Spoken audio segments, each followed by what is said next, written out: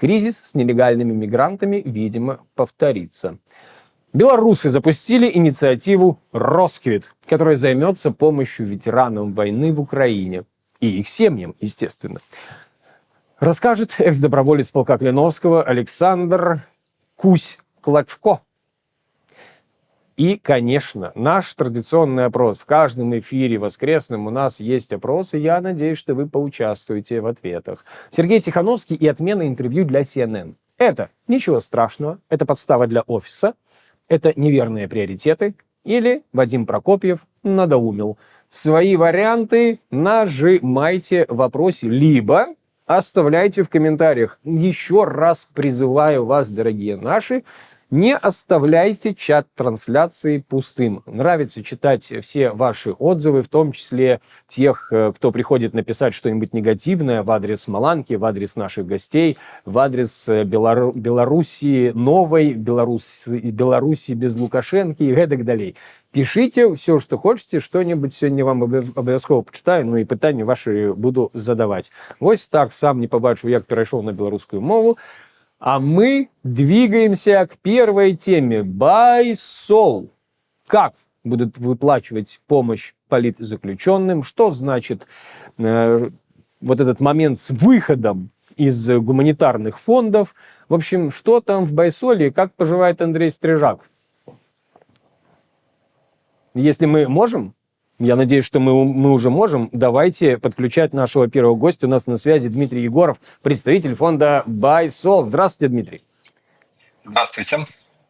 Я слышал только последние 10 секунд, но, насколько понимаю, был какой-то вопрос. Не было еще вопросов, Дмитрий, все в порядке. Окей. Вопросы будут теперь, когда вы уже точно все слышите. Дмитрий, естественно, поговорим о том, как будет сейчас работать BuySol, но давайте начнем с самой интригующей темы. Ничего не могу поделать. Важны всем просмотры и легкая вот эта... Я бы не сказал, что это желтая история. Мне нравится, что мы, белорусы, наконец-то живем не только в политической повестке, но и в такой... в повестке наших селебрити. У меня есть несколько вопросов, надеюсь, что вы ответите на них. Мне их прислали сегодня, вот бросил клич в социальных сетях, и первый вопрос такой. Как проходило голосование по поводу Андрея Стрижака? И почему решение комиссии было недостаточно? Зачем тогда была комиссия? Могли же сразу проголосовать. Ну, тогда директорат решил так, что комиссия будет рассматривать кейсы относительно Андрея Стрижака, то, что было озвучено, и комиссия вынесет рекомендательное решение. Вот, после того, как это решение было озвучено, Андрей с ним не согласился, он назвал его чрезмерным, неадекватным. Сейчас не смогу точно процитировать, но, в общем, он с ним не согласился, и голосование команды — это была инициатива Андрея. Вот. Голосование проходило тайно, то есть я не знаю, как кто голосовал, и никто не знает. Мы знаем только какой-то вот результат, что большинство команды высказалось за то, чтобы с Андреем продолжить сотрудничество в том формате, который был объявлен, то есть без полное отстранение от руководящих обязанностей, полное отстранение от представительских обязанностей. Угу. Хорошо. А как, вот такой вопрос. Как они, то есть вы в BuySol, собираетесь строить работу, когда основные инициативы расторгли сотрудничество, я имею в виду с вот эти гуманитарный фонд, хельсинские все эти комитеты и так далее? Да, ситуация для нас очень тяжелая, очень сложная, и пока что нам нужно сориентироваться, понять, что делать дальше. Я хочу сказать, что BuySol сам по себе, он сейчас входит в такой период очень сильных трансформаций. Будет изменяться структура, будет изменяться управление этой организацией. Я думаю, что BuySol сам по себе уже будет немножко другим. Я надеюсь, я не теряю надежды, что наши партнеры, с которыми мы раньше работали и с которыми мы хотим работать, что они тоже увидят эти изменения, и все-таки получится найти какие-то варианты, какие-то способы, может, не сейчас, может, через некоторое время, чтобы продолжить сотрудничество, и потому что тут во главе угла люди, которые страдают. Вот, мы умеем делать нашу работу, той, которой мы занимались, то есть оказывать помощь политзаключенным, верифицировать все эти заявки, передавать деньги, в том числе в Беларусь. Вот. Эта работа не такая простая, и мы от нее не отказываемся в любом случае, и мы надеемся на то, что сотрудничество возобновится в какой-то момент и в какой-то форме. Дмитрий, а поменялось ли мнение сотрудников, которые проголосовали за сохранение Андрея Стрижака, вот после всех последствий, которые после этого объявления сохранения случились? Мы не проводили опроса, то есть я не могу сказать, потому что я даже не знаю, там, кто как голосовал, но я могу сказать точно, что сейчас организация внутри переживает очень тяжелый момент. Вот, очень много разных мнений, дискуссии ведутся, в том числе и в выходные, много чего обсуждаем. Понятно, что мы не обсуждаем сам поступок Андрея, который, как вот эта высылка вот этих нежелательных фотографий, это, безусловно, большая ошибка, и так нельзя делать ни с кем и никогда. Вот, скорее ведутся дискуссии про то, вот, про само это решение директората, про то, как нам дальше работать, что нам дальше делать. Вот про это мы сейчас очень много разговариваем, порой спорим, и я надеюсь, к чему-то придем. Дмитрий, Вожик Патрыёт пытанне нам такое даслаў. Чаму прыпыняецца праца службы хуткай дапамогі і як цяпер будзе адбывацца каардынацыя працы арганізацыі? Не зусім разумею, пра што вядзецца гаворка, што за хуткая дапамога. Калі казаць пра Байсол, то мы вось у сувязі з усімі гэтымі рашэннямі, магчыма, маецца на ўвазе вось выплата аднаразовых дапамогаў для вызваленых палітвязняў і для сем'яў, для палітвязняў, вот, то, што мы па 1000 евро выплошваем, і апошнім часам гэта грошы былі з гумфонда. Я хочу сказаць, што гэтая праграма Байсола, яна існавала яшчэ да таго, як гумфонд нават з'явіўся. Так, мы выплошвалі меншыя грошы, але мы знаходзілі сродкі і мы іх выплошвалі. Зараз мы бачым неабходнасць захаваць гэтую праграму. Зараз не прынята ніякіх рашэнняў адносна таго, што яна будзе неяк перафарматоўвацца там па колькасці грошаў ці па нейкіх тэрмінах выплаты. Пакуль што мы працуем так, як працавалі раней, як гэта было ў супрацы з гумфондам. Мы не збіраемся, прынамсі, цяпер адмаўляцца ад гэтай праграмы, таму што яна вельмі важная. Мы ведаем, наколькі яна важная людзям, якія толькі-толькі вось выходзяць. Вось гэта 1000 евро, яна шмат каму просто шмат чаго ратуе, в тым ліку здароўя. Очень хорошо, что вы это проговорили, Дмитрий, потому что я в социальных сетях видел очень много критики, даже такой не критики, а прошу прощения за лексикон, но как по-другому, как наезд это не назвать, то, что там пишут, и возмущались и негодовали, когда увидели вот эту информацию, что не будет выплачиваться вот эта 1000 евро, которая выплачивалась, как вы говорите, благодаря гуманитарному фонду. Но Байсол действительно и до этого, правда, были меньшие суммы, там, что собрали люди, то и заплатили. Вот. А возмущались вот с якой нагоды. Были собраны деньги, когда вот последние освобожденные, вот этот автобус с освобожденными 50 человек доехал до Литвы, собрали достаточно много денег и очень быстро, за что, как всегда, респект белорусам и Беларусь, никто это не отменял. И те, кто писал комментарии, они вот переживают, что эти деньги, которые собрали для уже освобожденных, что вот эти деньги не будут выплачиваться. Может быть, вы как-то всех успокоите, вот спокойно проговорите нам четенько, что все выплачено или вот-вот будет выплачено. У нас со следующей недели, то есть с понедельника, пойдут первые выплаты вот из этого большого экстренного сбора в 111 тысяч евро, насколько я помню.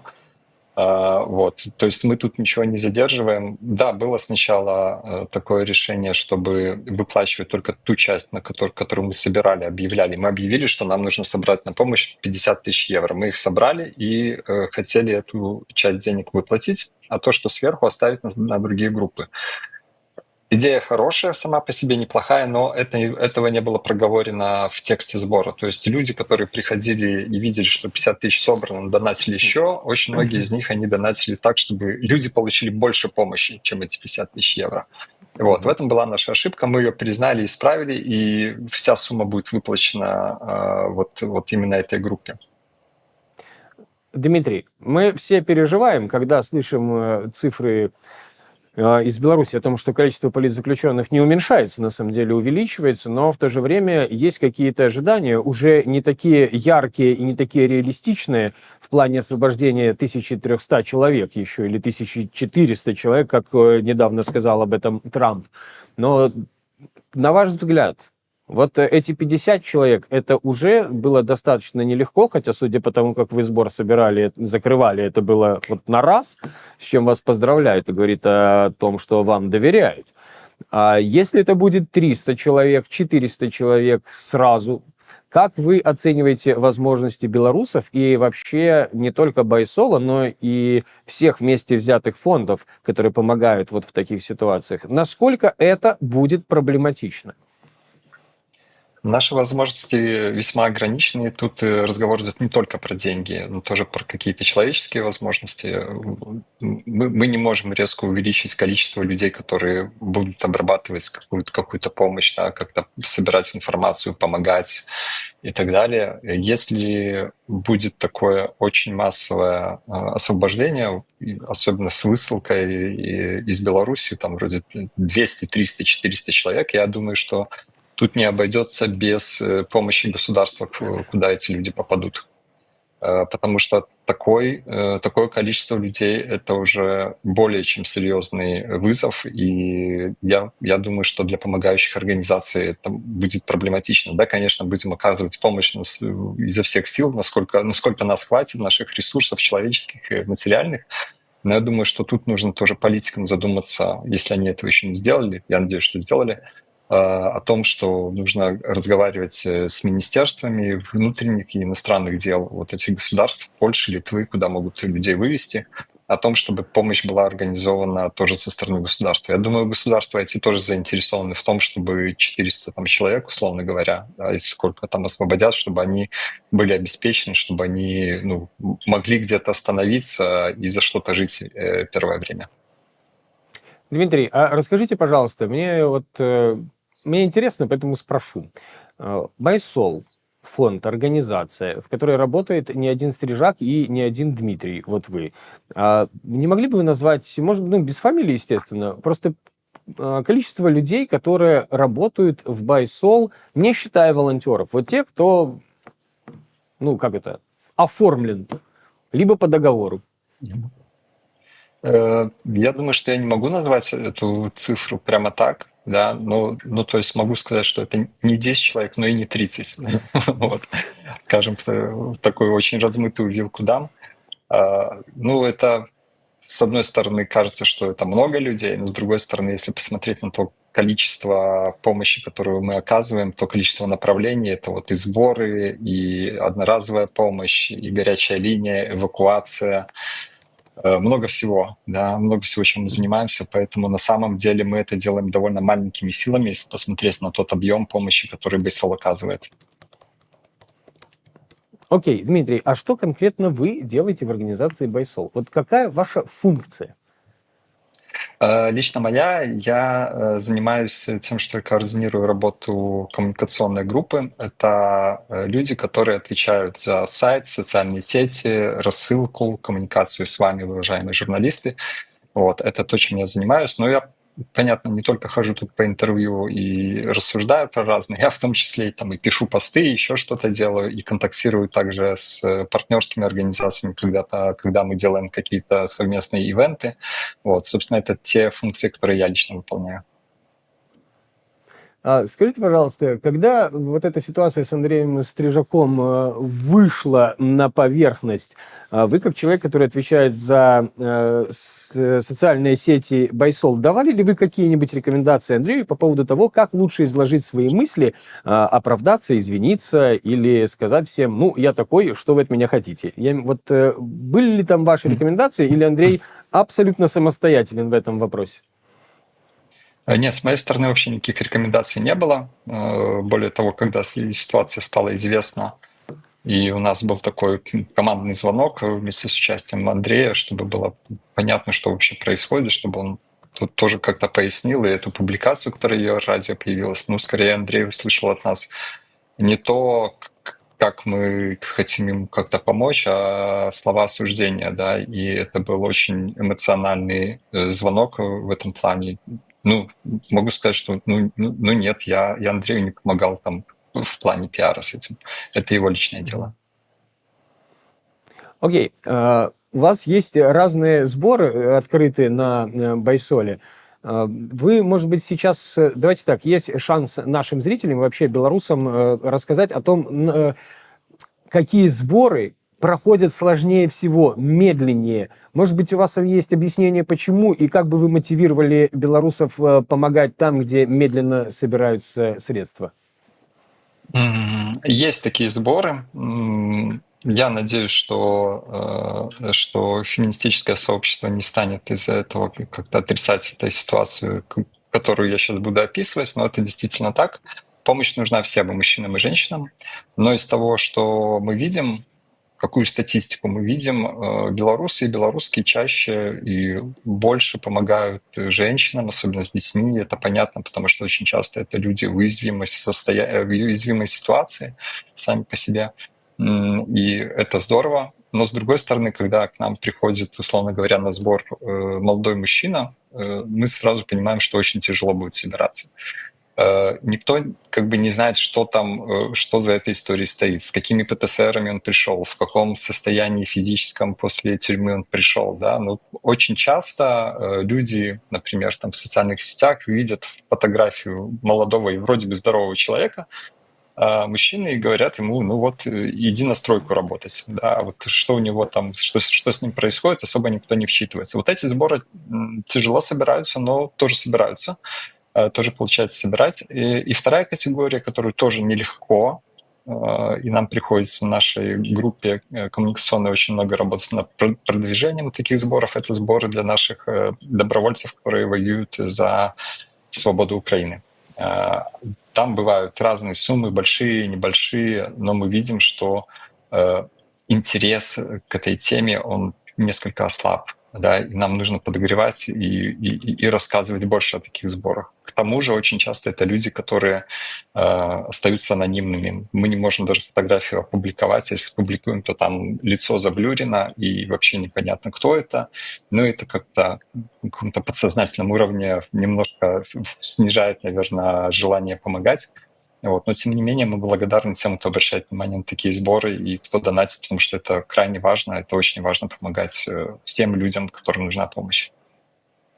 Дмитрий, большое вам спасибо за то, что уделили нам время, за то, что вы нам рассказали. Я желаю и вам, и Байсол продолжения успешной работы, и чтобы все сборы закрывались моментально и в разы более крупными суммами, чем есть тот необходимый минимум, особенно добровольцам. Да, спасибо. Спасибо вам за приглашение в эфир. Очень рад. И спасибо всем, кто нас смотрит и кто донатит. Хорошего вам вечера.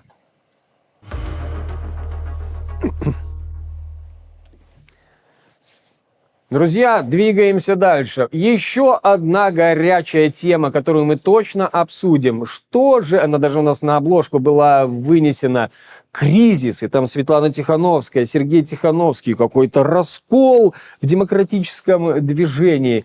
Об этом тоже обязательно поговорим, но в первую очередь поговорим о смыслах и о том, какие успехи принес визит Светланы Тихановской и команды ее офиса в Соединенные Штаты Америки. С нами на связи Франак Вячорка.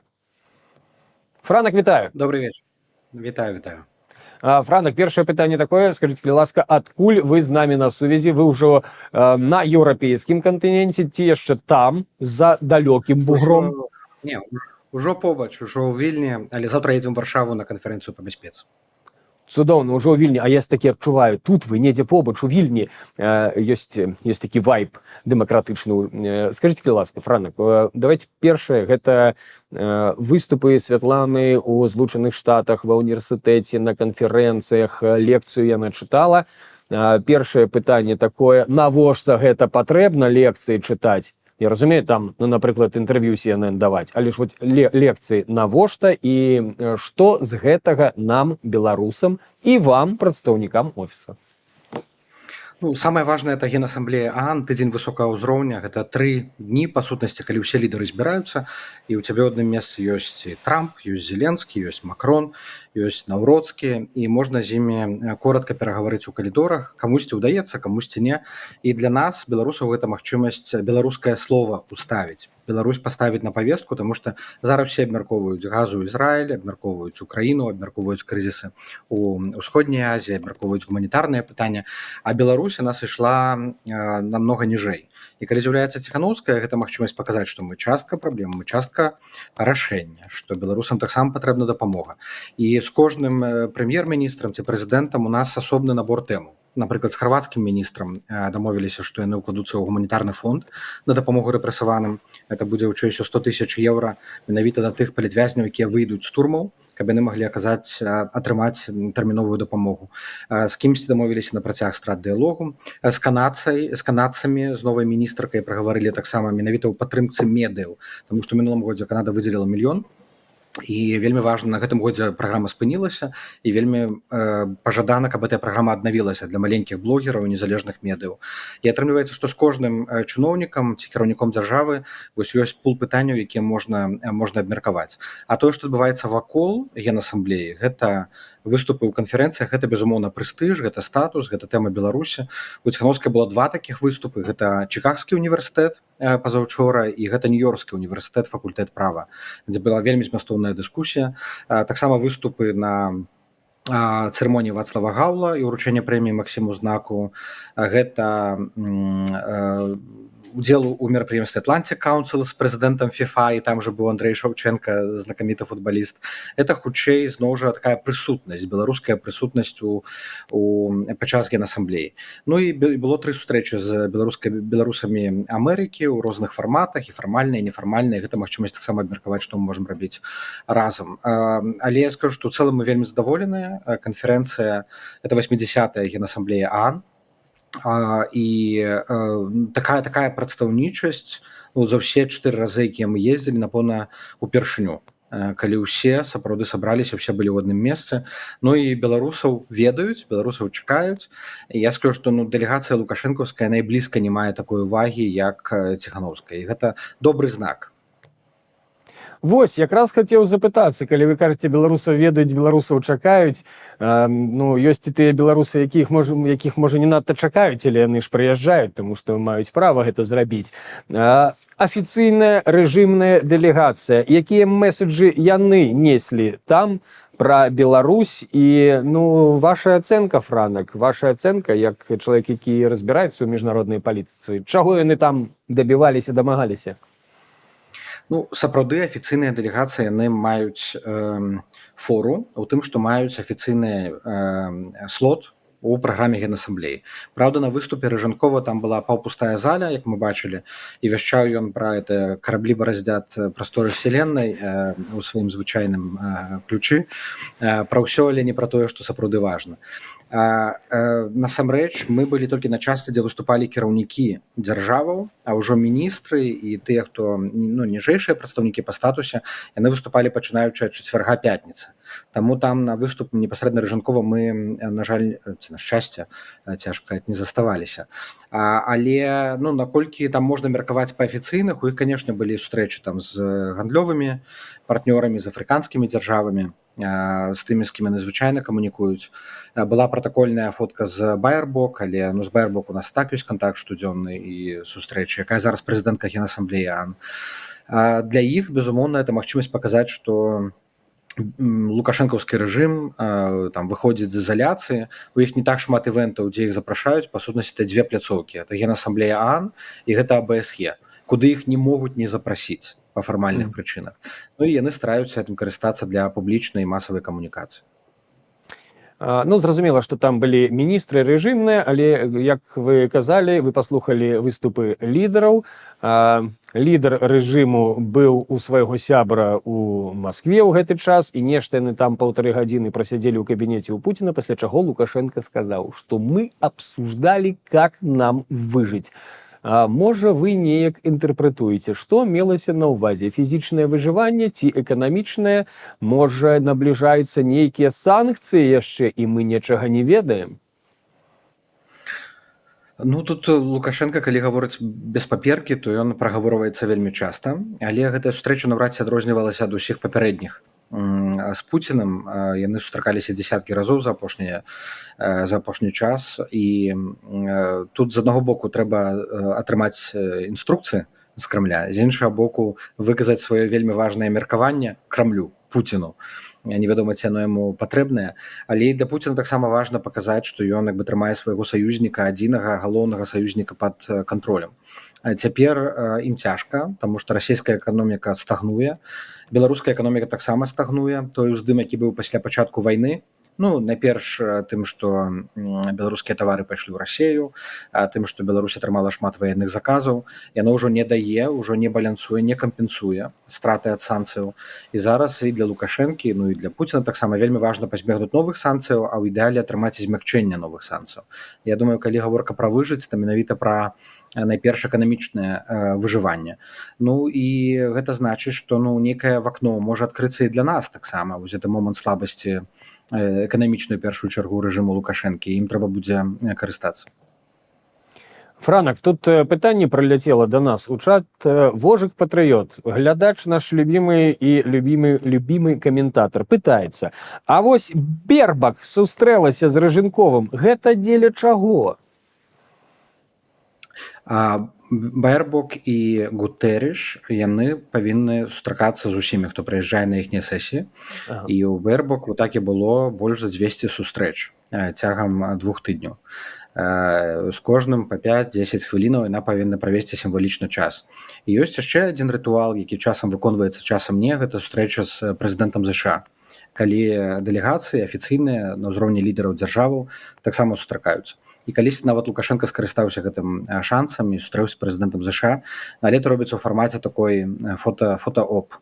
Падыходзіш, паціскаеш руку, наступны. Тут нічога няма, гэта пратакольны момант. Па фотцы мы можам бачыць, што Бербак не вельмі шчаслівая з гэтай сустрэчы. Ясна, што гэта для яе абавязак, у яе новыя функцыі. Але з іншага боку, рэжым проста карыстаецца гэтымі магчымасцямі, каб сябе неяк легітымізаваць. На факце, на практыцы это нічого не значыць. Франак, перайдзем да яшчэ адной групы пытанняў, якая, конечно, бередит душеньку нашим зрителям и вообще в целом белорусам. Я так спрошу. Не поход на интервью к CNN. Это же прямой эфир, это ранние договоренности об этом в эфире. Вот не поход туда. Насколько сильно это репутационный удар по Светлане Тихановской и по ее работе? Ніякай катастрофы няма, але гэта упушчаная магчымасць, таму што падчас Генасамблеі гэта самыя прагляданыя эфіры ў свеце сусветных медыяў. І, ў прынцыпе, мы едзем на Генасамблею, у тым ліку, каб медыа ўвагу падхапіць.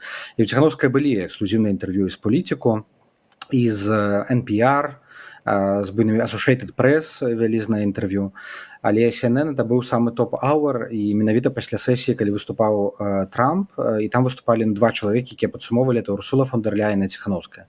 Ясна, што гэта, само CNN нічога ад гэтага не згубіла, але ад такіх сітуацыі губляюць беларусы, таму што мы павінны выкарыстоўваць кожную магчымасць, каб нагадваць пра сябе, асабліва калі даюць нам такі топ of the hour. Але больш не было іншай магчымасці такой. Ёсць, безумоўна, і іншыя каналы, будуць і іншыя, але кожная такая размова, кожнае інтэрв'ю это вельмі доўга рыхтуецца. І гэта досыць складана атрымліваць, складана дамаўляцца, складана выбіваць. Таму мы стараемся гэтым карыстацца. І гэта не робіцца дзеля того, што хочацца схадзіць там на эфір, а таму што гэта сапраўды самыя топавыя СМІ свету, якія задаюць сусветную павестку. І калі ты хочаш быць у павестцы, калі мы хочам, каб Беларусь была ў павестцы, нам трэба хадзіць на медыа. Ой, Франок, Трамп же не смотрит CNN. Что вы такое говорите? Это, конечно, я прошу прощения, это я немножко так уже язвлю, может быть, излишне.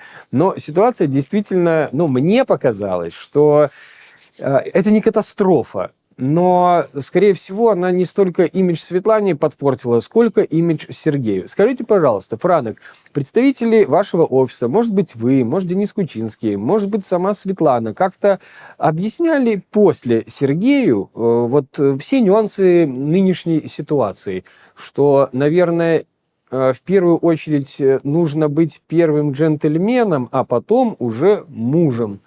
Был какой-то разговор после?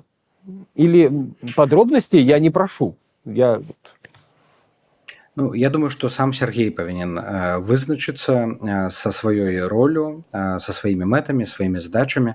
Мы бачым, што ён зараз аднаўляе здароўе, ў першую чаргу, аднаўляе YouTube-каналы, аднаўляе сваю аўдыторыю. Безумоўна, рэальнасць новая, калі параўноўваць з 2020 годам. І ён, безумоўна, як і ўсе ён робіць нейкія памылкі, ён дзесьці выпраўляе памылкі. Тут няма нічога такого драматычнага і дзіўнага. Яму сапраўды складана вот ва ўсёй гэтай рэальнасці як бы зарыентавацца. Наша задача агульная. Задача это дапамагчы патлумачыць, таму што ён мае унікальныя таленты, здольнасці. Ён выдатна працуе з аўдыторыяй, яго унікальная аўдыторыя, якая ў 2020 годзе яна сапраўды стварыла такую новую дынаміку, дала новую дынаміку нашаму руху.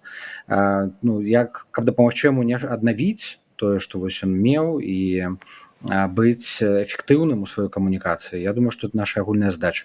Ён, безумоўна, хацеў бы, каб і Святлана Ціхановская і мае на гэта права, каб яна вот увесь гэты стрым на канале, каб яна разам прабыла. Вось быў канфлікт з іншымі планамі, іншым бачаннем. І таму такая сітуацыя непрыгожая атрымалася. Франек, чтобы закрыть уже вот эту тему на сегодня с вами, давайте я попрошу вас поучаствовать в нашем опросе прямо сейчас. Вот он такой у нас. Сергей Тихановский и отмена интервью для CNN. Это ничего страшного, это подстава для офиса, это неверные приоритеты или Вадим Прокопьев надоумил. Выберите свой вариант. Можно несколько. Мне падабаецца пра Вадзіма Пракоп'ева, канешне, але я скажу, што нічого страшнага, таму што няма нічога драматычнага, няма нічога такого, што нельга выправіць. Франек, тогда с этой темой все. У меня есть к вам еще вопросы на будущее, немножко на перспективу. Потому что несколько лет первых, вот от августа 2020-го, конечно, была вера в то, что у нас все получится. Возможно, не скоро, но получится. Вот прошло 5 лет, очередные невыборы, на которых случилось переназначение. И в целом сейчас следующая точка, такой момент, когда будет официально можно как-то выражать свое мнение в Беларуси, к нему могут не прислушиваться, но можно будет. Это 30-й год. Есть ли какая-нибудь стратегия у офиса и у Демсил? Может быть, уже в 25-м году, в сентябре, как-то сменилась стратегия, кроме того, что, я понимаю, у нас есть цель, там, освобождение политзаключенных, честные выборы, остановка насилия, но кроме этого, как-то стратегия поменялась, вот встречи, понятно, все. Вы думаете ли вы о том, что нужно готовить общество белорусское к 30-му году уже? Или, делаем как делаем, скоро все случится? Я думаю, што трэба да ўсіх сцэнароў быць гатовымі, але гэтыя выбарчыя цыклы ўжо не маюць ніякага значэння. Мы бачылі па выбарах 25-го года, но ніяк не паплывала і ніяк грамадства не ўскалыхнула. Таму калі казаць пра нейкія трыгеры, то трыгеры будуць зусім іншыя. І яны будуць звязаныя ці з вайной ва ўкраіне, ці з эканамічным станам унутры Беларусі, ці з памылкамі Лукашэнкі, якія ён таксама робіць. Нам трэба ствараць новую дынаміку. Любая змена дынамікі, змена статусу кво надае новыя магчымасці. Вызваленне людзей – гэта новая дынаміка. Аслабленне Лукашэнкі праз санкцыі ці праз іншыя рэчы – это новая дынаміка. Чым больш дынаміку будзе мяняцца і мяняцца на карысць беларусаў, тым больш у нас шансаў павярнуць на сваю карысць.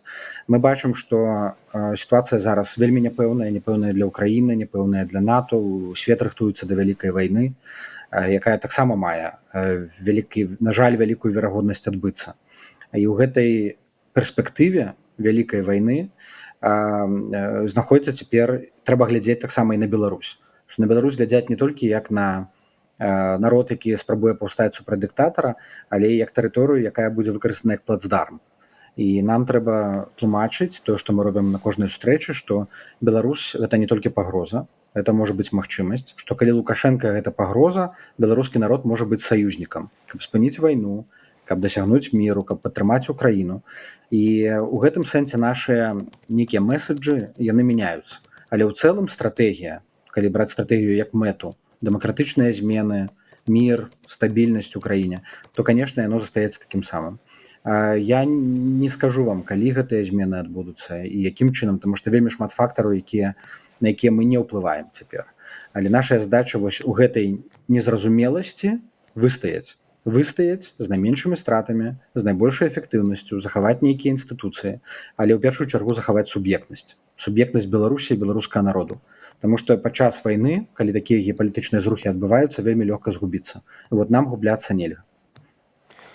Так, Франок, что-то как-то очень нерадужно звучит эта история про то, что, война такая, она на пороге, и все может быть. Конечно, это не хочется слышать, а тут еще и Лукашенко начинает рассказывать каким-то милым дамам во время поездок по Беларуси, что война будет, девочки, как минимум в аграрный сектор пойдете.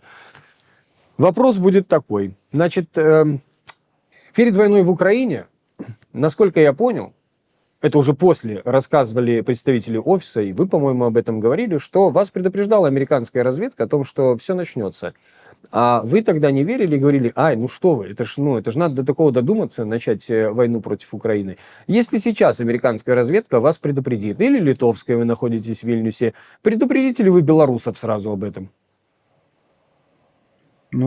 Все, про что мы ведаем, ці пра што можам і пра што можна казаць, конечно, мы ж пра гэта паведамляем адразу. Але я думаю, што зараз такі момант невядомасці, што ніхто не можа сказаць дакладна, што адбудзецца заўтра, што адбудзецца праз месяц ці праз год. І калі там кажуць, якая стратэгія у дэмакратычных сіл, я думаю, што зараз гэтае пытанне задаюць усім лідарам, усім кіраўнікам дзяржаваў. Бо сітуацыя можа павярнуцца на пазітыў, і будзе нейкае замірэнне, адкрыецца шанец для Беларусі. Можа павярнуцца на негатыў, да якого таксама трэба рыхтаваць. І Еўропа, мы бачым, што мяняе сваю стратэгію ў гэтым сэнсе, яны узброіваюцца, яны рыхтуюцца, у тым ліку, да найгоршага сцэнара. Мы, як толькі будзем нешта атрымліваць і нешта дакладна ведаць, конечно, мы будзем паведамляць, але таксама і не нагнятаць. Цудоўна, Франак. Яшчэ одно пытаннечка ёсць. Вось вы сказали про то, что мы не можем влиять на какие-то процессы. Вот один пример процесса. Скажите, можете ли вы на него влиять и вообще идут ли какие-то беседы? Валерий Ковалевский совсем недавно тоже на достаточно большой встрече, конференции сказал о том, что пора европейским политикам возвращаться в Беларусь, чтобы мы не потеряли субъектность. Пусть едут, там нужны послы, там нужны все вот эти министры, все, кто должен быть, если бы Беларусь была нормальной цивилизованной страной. Согласны ли вы с этим? И можете ли вы повлиять на вот этот вопрос? Беседуете ли вы с Валерием Ковалевским и с представителями его агентства, которое как раз и говорит о том, что возвращаем легитимность, по сути, режиму, потому что если не вернуть легитимность Лукашенко, то и Беларусь исчезнет. Вы там как-то на эти вопросы вообще реагируете, дискутируете с господином Ковалевским и теми, кто придерживается его позиции? Я, напэўна, быў на гэтай сустрэчы, дзе ён сказаў, але я не думаю, што это мела нейкую вялікую падтрымку ў цэлым выказвання пра вот эту легітымізацыю рэжыма. Зараз дыпламатычныя місіі прысутнічаюць у Беларусі. Амаль усе краіны маюць сваіх прадстаўнікоў і сваіх консулаў, сваіх шаржэ. Няма на ўзроўні пасла прадстаўнікоў, таму што ўзроўні пасла гэта іх абавязвае ўручаць граматы Лукашэнку. А ўручаць граматы Лукашэнку ніхто не хоча, таму што яго не прызнаюць. Тое, што вернуцца альбо прызначаць дадаткова паслоў, хаця это вельмі дзіўна зараз будзе выглядаць зноў жа ў разгар гэтай эскалацыі, міграцыйнага крызісу, усяго, што робіць Лукашенко, вываз украінскіх дзяцей, зараз это будзе дзіўна выглядаць. Але само вяртанне ніяк беларусам не дапаможа, насамрэч, што не дапаможа ні ў плане візаў, ні ў плане адкрытасці. Але, безумоўна, это можа дапамагчы Лукашенку. Але мы за тое, каб павялічвалась колькасць, прынамсі, консульскіх работнікаў.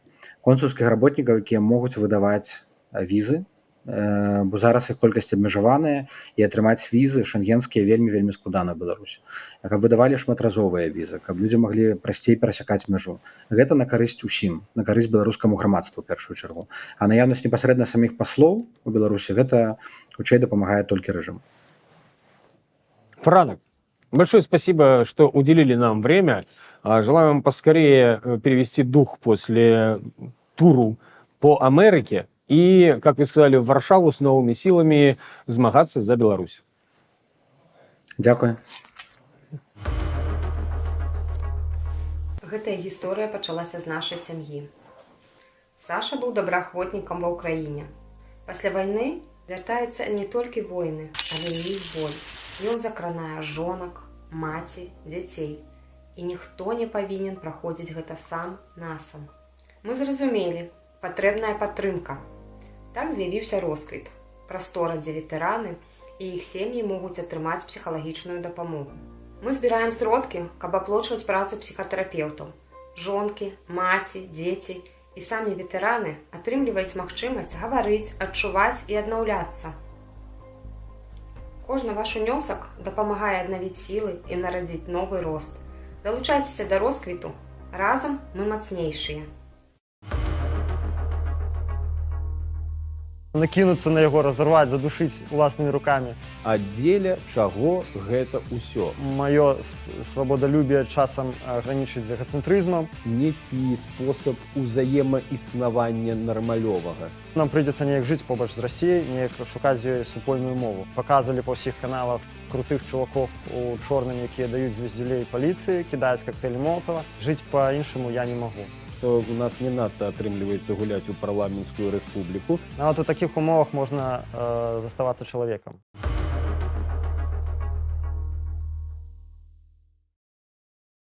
Друзья, мы обещали вам сегодня, что у нас в гостях будет бывший доброволец, и он у нас. Вот самое время поговорить, хотя мы уже поговорили с представителем фонда «Байсол» о том, что почему-то слабо донатят белорусы на помощь добровольцам, когда они в этом нуждаются. Собственно, о добровольцах, о ветеранах, о том, кто как помогает, что нужно и что мы все с вами могли бы еще сделать.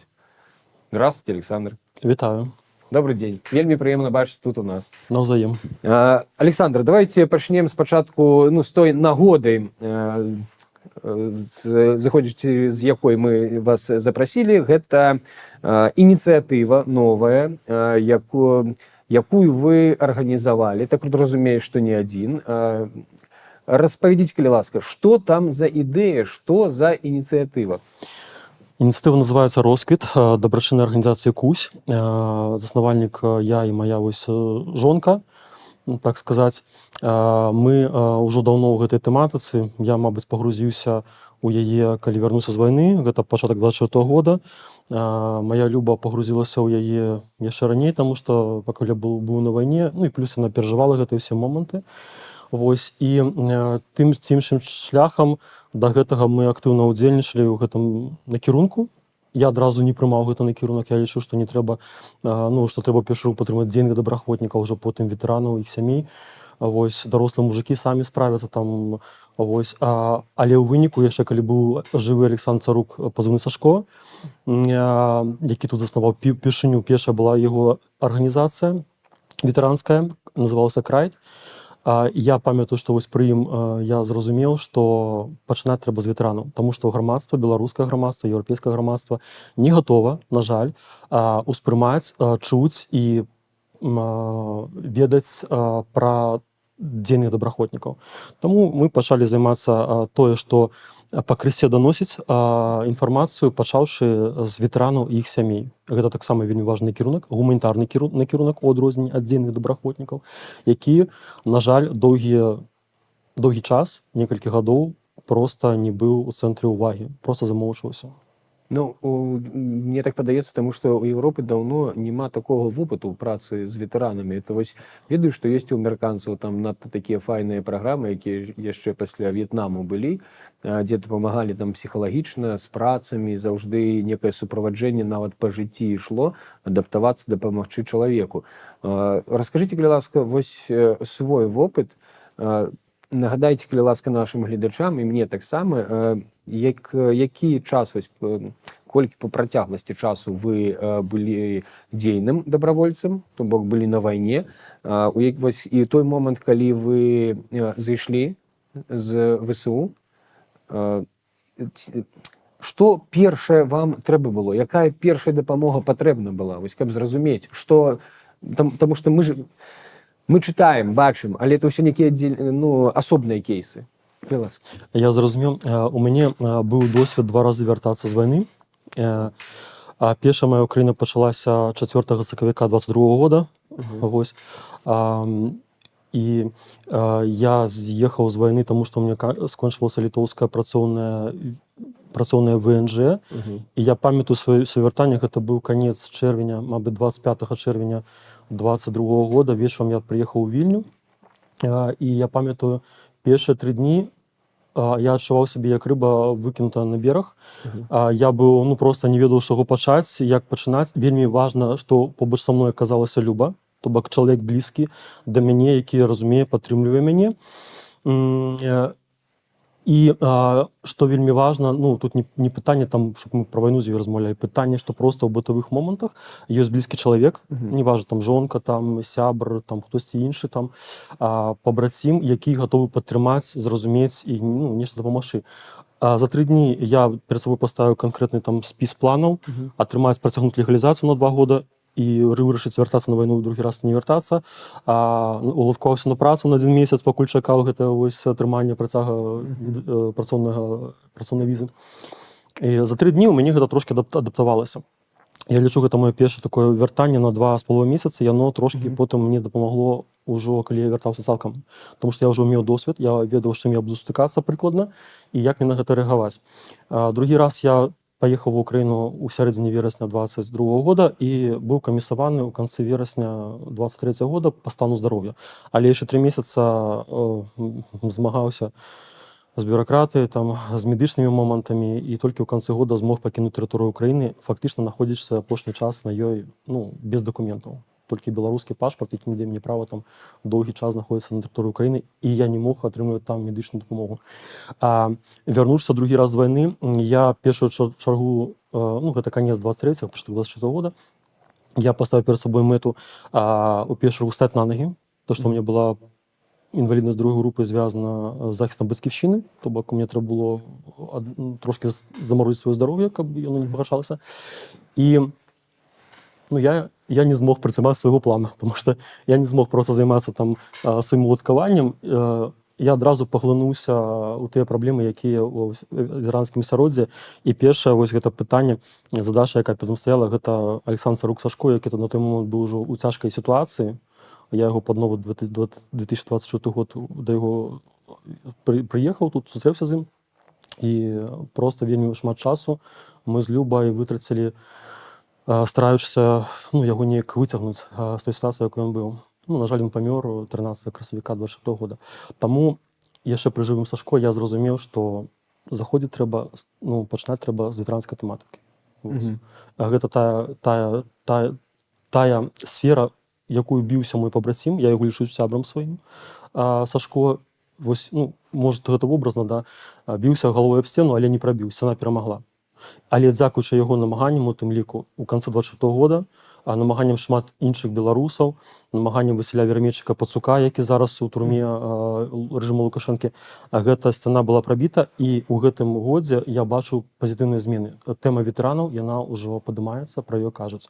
І плюс, дзякуючы 8-23 года, 24 года, у АПК упершыню да гэтага не гучала ад прадстаўніцы пастальнай паліцыі прыйшла Ольга Зулінска, якая мела моц, мела магчымасць заявіць, што яна таксама будзе падтрымліваць ветэранаў і іх сямей.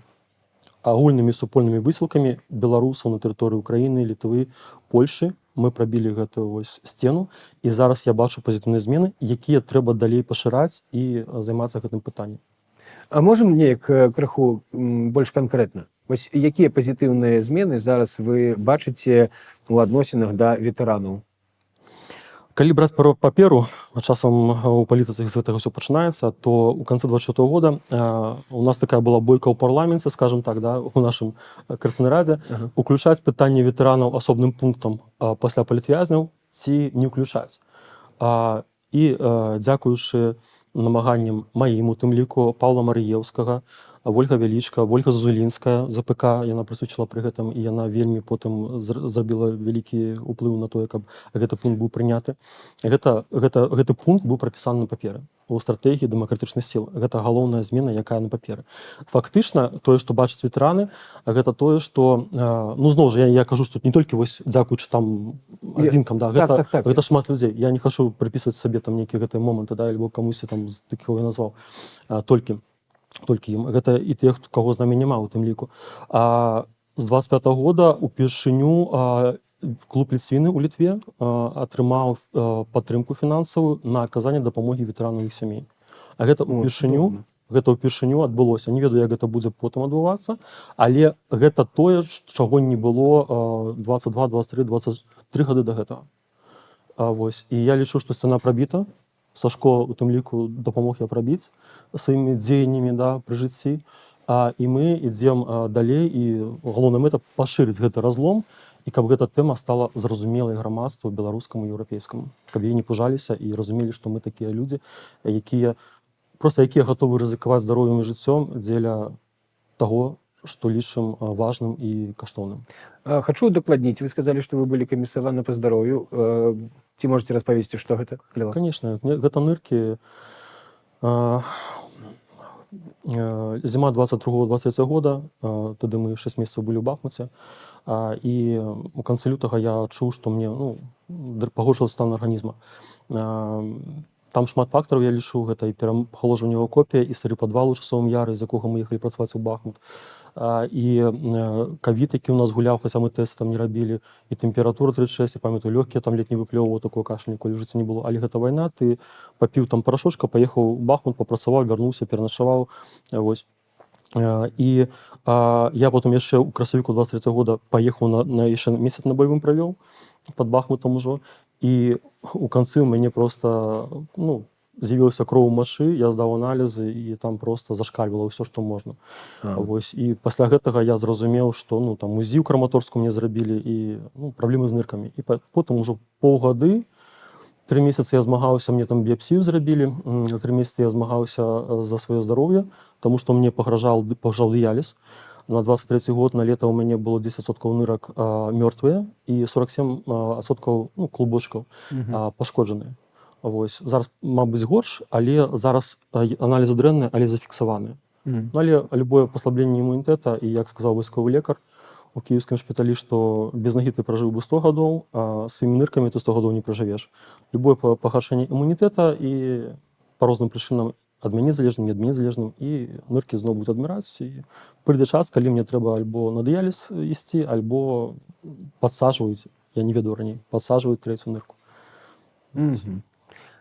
А вось скажите, калі ласка, это ж ситуация, конечно, неприемна, але давайте об этом поговорим. Вось вы з'ехалі з Украины. Я так зразумеў, что там вы не атрымлівалі медычную дапамогу. Так, вось вайсковыя лекары, потым вы выехалі, вы адразу ў Літву прыехалі. І як тут было? Вось, у мяне пытанне, як хутка вы трапілі да лекараў? Ці збіраў нехта грошы там на платных дактароў? Таму што калі мы кажам пра дапамогу ветэранам, вось ваш кейс, цудоўны прыклад, такі, які трэба ведаць. Цудоўны, да. Прабачце. Я не жартую, я просто насамрэч это каштоўны. Каштоўны, давайте, каштоўны. Вайсковыя лекары, скажу любому добраахвотніку, ніколі, калі у вас праблемы з унутранымі органамі, ніколі не ідзіце да вайсковых лекараў. Канавалы, якія проста ад вас выпішуць, і ўсё у вас добра, там у вас гэта даўно. Я трапіў, дзякуй Богу, гэта калі па унутраным, калі па параненням, то да, да вайсковых, таму што яны малайцы ў гэтым сэнсе. Я трапіў у выніку ў Інстытут нефралогіі Украіны, гэта вышэйшая установа, і дзякуючы прафесару, лекару, якая мяне назірала, фактычна за мае ныркі змагаліся 2,5 месяца лекары украінскія ў нефралогіі, у інстытуце нефралогіі, і апошнія мне прызначылі моцныя гарманальныя лекі, таму што іншыя не дапамагалі ўжо. І выпісалі мяне то, што ўжо там камісаванне было, але дзякуй ім. Яны вось па нефралогіі, па інстытуту нефралогіі, у мяне толькі адна ўдзячнасць. Але потым, калі мяне камісавалі, я 3 месяцы не мог да лекара звярнуцца, таму што я ніхто ва ўкраіне, да. Вось, на вакзале мяне запытваюць, так, ладно, гэта ўжо іншае. Калі я вярнуўся ў Літву, Я думав, што я хутка атрымаю цякацтва. А можна, калі ласка, яшчэ? Вось 3 месяцы вы не можете звярнуцца да лекара ва ўкраіне. Але ж, ну, можна ж за грошы. Я здаваў аналізы за свае грошы, здаваў аналізы, здаецца, раз у месяц разгорнутыя, і яны паказвалі, што пагаршэння няма. Таму я трошкі выдыхаў, то бок аналізы дрэнныя, але стабільна дрэнныя. Я з'ехаў, я дамогся, прайшоў камісію МСЭК, якая дала мне другую групу інваліднасці, звязаную з захістам бацьківшчыны гэта было. І то, гэта таксама гісторыя вельмі цікавая, але вельмі доўгая, і таму не буду зараз расказваць. Там проста без сторонней дапамогі, без дапамогі Ні халеры б не было, так? я просто 4 разы стыкаўся з тым, што я просто вось лбом у сцену утыкнуўся, не мог прайсці далей. Раз ці два я сам прайшоў самастойна. Мне нават там маі казалі, кусь не атрымаецца, нават не спрабуй. У мяне атрымалася, Праблема, прабачце, Александр, праблема ў пашпарце беларускім ці ў... Праблема ў тым, што як гэта працуе ва тым, ўкраіне? што ва ўкраіне гэта выплаты. Гэта выплаты, і я так разумею, што плюс не заўсёды нават хлопцы, якія атрымаюць параненні, пашкоджанні фізічныя, якія наружныя на фронце, яны могуць гэта даказаць, што гэта на фронце. Я даказаў, я змог гэта абгрунтаваць, і я атрымаў. Але гэта мне каштавала 6 месяцаў. Сашко, які быў тут, кажа, Кусь, вяртайся, трэба, тут ёсць справа, будзем лікавацца, будзеш мне дапамагаць. І ён не разумеў, чаму я там застаюся. Моя Люба не разумела, чаму я там застаюся. Але ў мяне была мэта перамагчы. Я скажу так, перамог, і дзякую тым людзям, не могу называць там пазыўны адной дзяўчыны са штаба полка Каліновскага, я перамог. Я вярнуўся ў Літву, я чакаў хуткае атрыманне віда на жыхарства, по цікавству. На жаль, тут таксама быў квест яшчэ той, але самае цяжка паўгады, там без 5 дзён год у меня заняла чаканне ў цікавства. А самыя цяжкія былі паўгады, калі я не мог лікавацца і працаваць. Так, это, ну, я разумею. І я просто раз папаў яшчэ па працоўнай візе, я трапіў да лекара, да нефролага, цудоўныя ў Літве нефролагі, вось, да якіх я трапіў.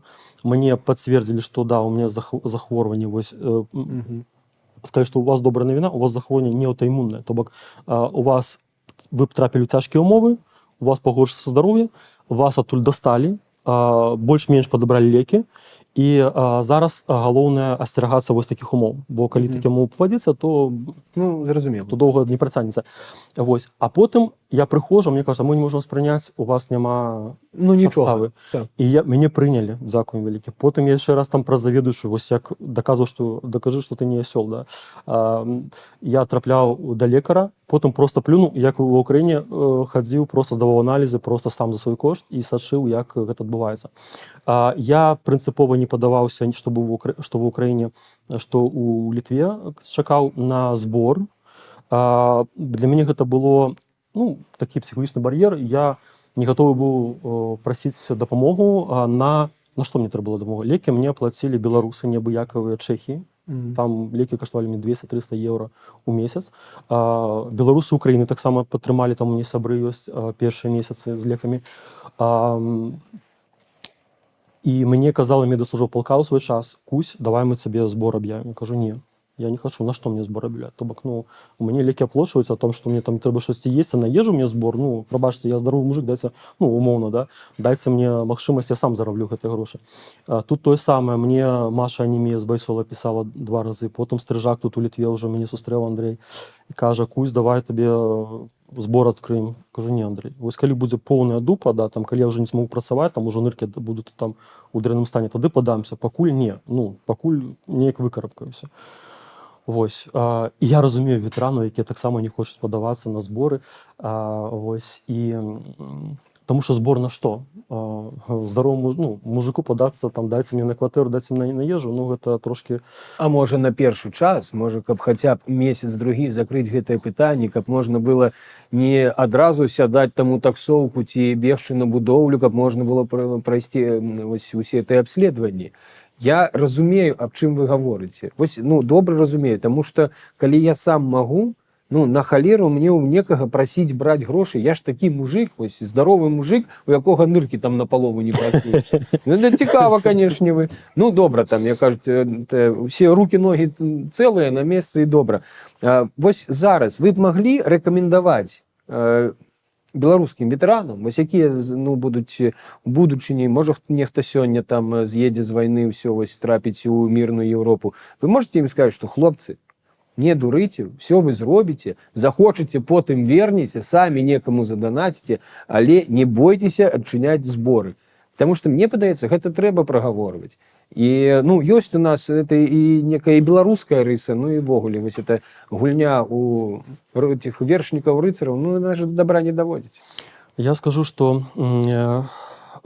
зразумела, што ну, тут, калі трапляеш такую сітуацыю, не трэба баяцца прасіць дапамогу. Вось, ёсць пытанне, што я, ведаеце, хочацца, каб чалавек, розныя бываюць людзі, розныя сітуацыі. Конечно. Камусь ты даш грошы, і гэтыя грошы пойдуць не туды, куды ты даў. А камусь ты даш грошы, і гэтыя грошы зробяць чалавека не больш мацнейшым, а зробяць яго залежным ад гэтых грошай. То бок, ёсць такія прыклады. Таму тут вельмі важна, мабыць, калі ідзе размова пра плату жылля, каб была арганізацыя, якая сказала, альбо вось табе жыллё там бескаштоўна, і адразу наперад дамаўляемся на які тэрмін, каб ты думаў, што потым табе рабіць, альбо каб арганізацыя некая, альбо людзі, чалавек там аплаціў гэту кватэру сам. То бок, каб гэтыя грошы не сышлі куды-небудзь там на іншыя там, ну, патрэбныя, але другасныя рэчы. Вось, каб потым чалавек невядома, што там, дзе яму было жыць. Тут шмат залежыць індывідуальна таксама ад ветэрана, наколькі ён адказны, наколькі ён можа Але адказаць. ну, мы ж сутыкаемся з тым, хто будзе вырашаць, наколькі ён адказны. Так, што мы камісію дзеля гэтага будзем рабіць. Зразумела, што такія рызыкі ёсць. Давайте вернемся да вашай арганізацыі. Вось вы зрабілі гэтую сваю арганізацыю. Это для дапамогі ветэранам. Так? Як да вас звярнуцца? Чым вы можете дапамагчы? Што вы хочаце сказаць беларусам? Давайте будем зараз казаць, у нас арганізацыя, мы збіраемся дапамагаць і давайте збіраць грошы на гэта. Можна гэта сказаць, Александр? Паспрабую. Досвед у меня збору грошай вось толькі пачаўся. Вельмі цікава, часам кажется, на будоўлю прасцей пайсці зарабіць гэтыя грошы, чым сабраць гэту суму. Ага, так. Насамрэч, я не жартую. Цяжка ідзе збор, але досвед вельмі цікавы і ну, мы спрабуем. Зараз у нас все залежыць, то, што можам зрабіць, мы можам зрабіць шмат, але праблема ў рэсурсах, іх няма. І зараз, што мы пачалі з чаго, гэта псіхалагічная падтрымка першых сямей ветэранаў. У нас ёсць жанчыны, у першую чаргу мы на іх акцэнтуем увагу, адзін дзіцёнак, ну і ветэраны таксама ёсць. Жанчыны гэта проста, каб вы разумелі, я не магу публічыць людзей, але гэта тыя жанчыны, якія сам-насам. У кагосьці ветэран, пра якога мы кажам, чальца сям'я ветэрана, яго няма жывога. А у кагосьці яго няма побач па тых ці іншых прычынах. Вось. І у першую хочацца падтрымаць гэтых людзей. У планах, і гэта ўжо рэалізуецца і рэалізоўвалася ў іншых ініцыятывах індывідуальна, там гэта падарункі на Новы год дзецям ветэранаў, жывых, загінуўшых. Мы пачынаем з Літвы, таму што ўжо 3-й год запар гэта вось будзе ініцыятыва. За 10 чалавек, было 11, зараз уже дзеці растуць, уже 10 чалавек будзе. Вось, калі будзе больш ресурсаў, то можа мы на Польшу, на Украіну і далей распаўсюджвацца. Гэта вечары памяці, што вельмі важна для того, каб ветэраны, наша тэма, добраахвотнікі, сем'і нашы, сем'і загінулых сталі больш зразумелымі для грамадства, хто мы такія, што мы такія і з якімі праблемамі сутыкаемся. Гэта вечары памяці загінуўшым Брэста, які я ўжо буду праводзіць у наступным годзе 4-й раз. Ну, я індывідуальна праводзіў, у гэтым годзе ад росквіта правёў. Вось, але гэта ўсё за свой кошт атрымоўваецца пакуль што. І калі будзе фінансаванне, гэтыя вечары памяці можна рабіць на больш якасным узроўні.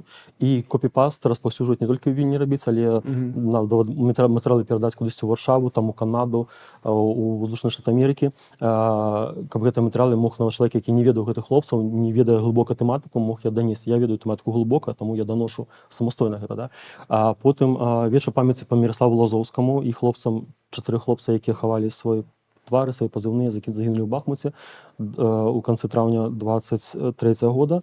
Ёсць выступоўца, які вельмі блізкі да гэтай тэмы, якая гатова гэта агучыць, правесці гэта мерапрыемства. Зноў жа, мы зробім гэта альбо за свой кошт, ну, за грошы Куся, да? За мае ўласныя. Альбо, калі беларусы дапамогуць, то мы зробім там смету і аб'явім там таксама збор. Вось, а ёсць планы правесці культурна-спартыўныя мерапрыемствы, таму што для захавання і распаўсюджвання гарызантальных сувязей.